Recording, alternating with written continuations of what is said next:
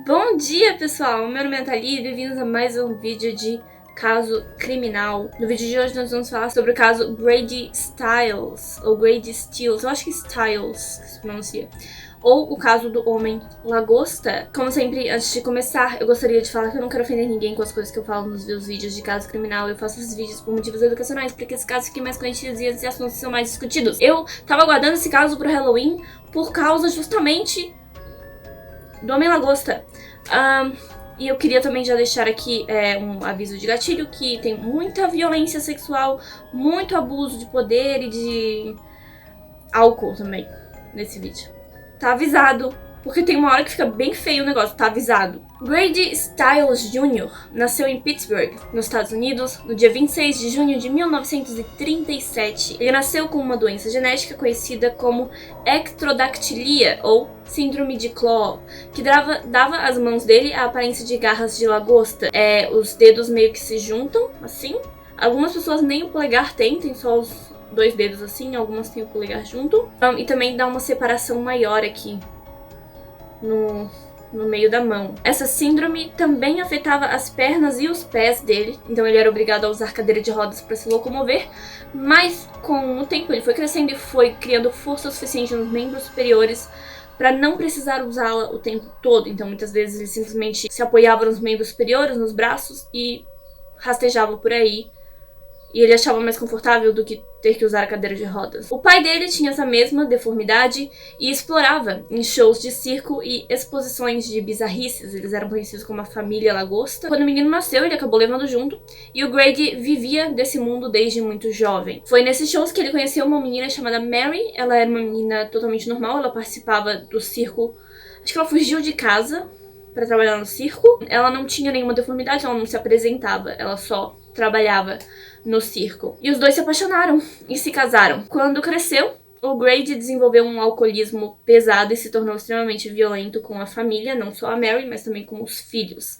Ele usava suas mãos em forma de pinça para estrangular a esposa e abusar dos seus 3 filhos. Dos 3, 2 filhos dele tinham essa mesma deformidade, e ele continuou o que o pai dele começou, ele continuou se apresentando em circos e em shows de horrores pelo mundo todo, principalmente nos Estados Unidos. A esposa relatava que ele estava constantemente bêbado, ele era agressivo com todo mundo, e existem muitas pessoas que dizem que o comportamento dele era animalesco, mas eu prefiro não falar essas coisas porque eu acho discriminativo. Eu acho errado dizer que é por causa da condição dele, por causa da síndrome de Claw, que ele era assim, e comparar ele a um animal por causa disso. Porque isso seria dizer que todo mundo que tem essa síndrome tem esse problema, e todo mundo que tem essa síndrome é violento. Não. Ele era um cara mau, e isso não tinha nada a ver com o fato dele ter os dedos juntos e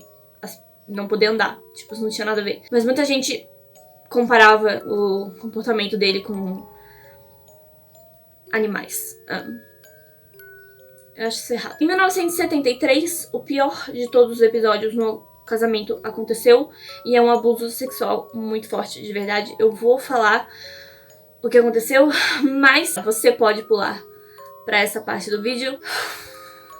Eu fico arrepiada só de pensar. Em um surto, Grady pulou em cima da Mary e removeu de dentro dela, usando a mão inteira.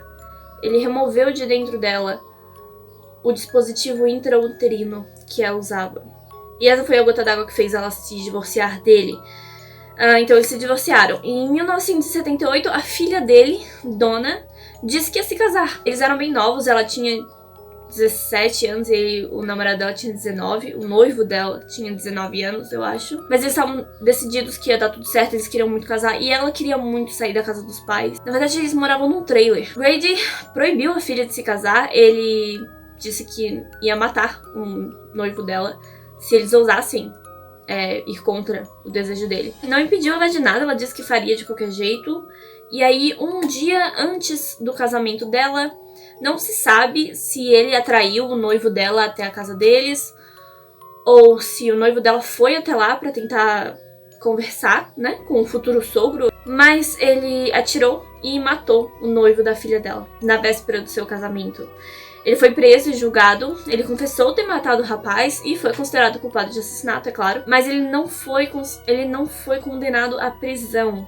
Por quê? Por causa das condições físicas dele, por causa da deficiência dele. Eles não sabiam se alguma prisão ali do estado teria como abrigar uma pessoa com os problemas dele. Então, ele pegou 15 anos de prisão domiciliar. Nesse período, eu não sei se foi durante o julgamento ou se foi durante a prisão domiciliar, ele parou de beber e se casou novamente com a Mary Teresa. Mary Teresa era o nome dela. A Mary, a mesma esposa, ele casou com ela de novo, ela voltou pra ele. Depois dele ter feito aquilo com ela. Ela voltou. E ele começou a beber novamente e se tornou ainda mais abusivo. Em 1992, a Mary, com a ajuda de um filho de outro casamento, contratou o seu vizinho de 17 anos, Chris Wyant, para matar o Grady Stiles por $1.500. Ele pegou uma arma e atirou 2 vezes na cabeça do Grady, enquanto ele assistia TV. Chris foi condenado a 27 anos de prisão. Mary recebeu 12 anos de prisão por conspiração para cometer assassinato.